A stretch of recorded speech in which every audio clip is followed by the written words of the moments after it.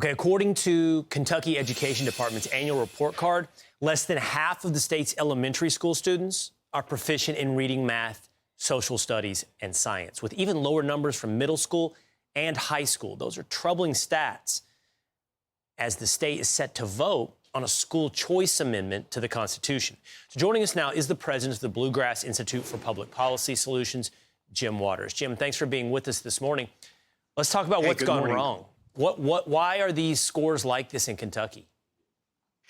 Well, you know what we're finding in almost every other state in America is that they have lots of options for parents, that they can choose a better educational fit for their child. We don't have that in Kentucky. What we also have are most other states outperforming us, and they don't have those low numbers that you just showed. So we believe that we need more to empower parents to choose a better educational fit for their children. And we believe from what we've seen across the country that that will also bring up those scores and cause public education to step up its game. We've seen this all across the country. You know, 34 years ago when Kentucky passed its big Kentucky Education Reform Act, the state of Florida trailed us, and their public education system actually performed more poorly than ours did in those key academic areas. Today, Florida is near the top of the nation in its public education performance. Kentucky has remained near the bottom. What's the major difference? Florida has given its parents more and more choices through those years, either scholarships or vouchers or charter schools. 500,000 students in Florida are going to a better school today because of school choice programs.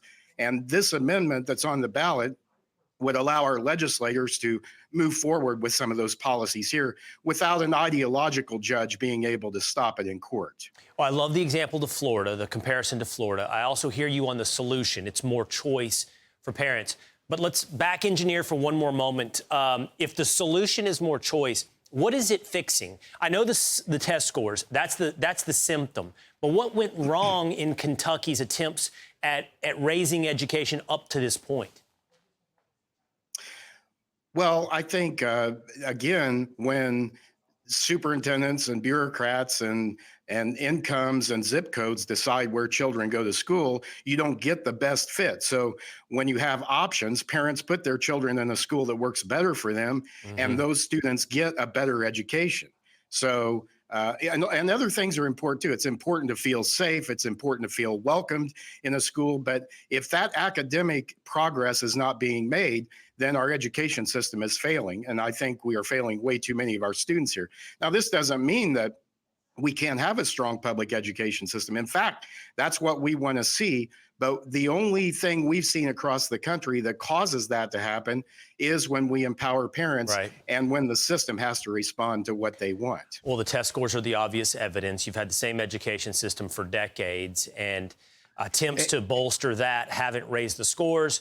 Only competition, to your point, in Florida has been the thing that drives everyone forward. Competition through school choice. And that dynamics of that create the change. And by the way, we can have both and. It's not either or. It's not either public education or school choice. It's expanded opportunities for parents and families. Well, that's the thing about competition. It raises everybody's game, and it should apply to education just like a it does rising to any tide lifts all boats of our market. All right, Jim, thank you so much for being with us this morning. Thank you.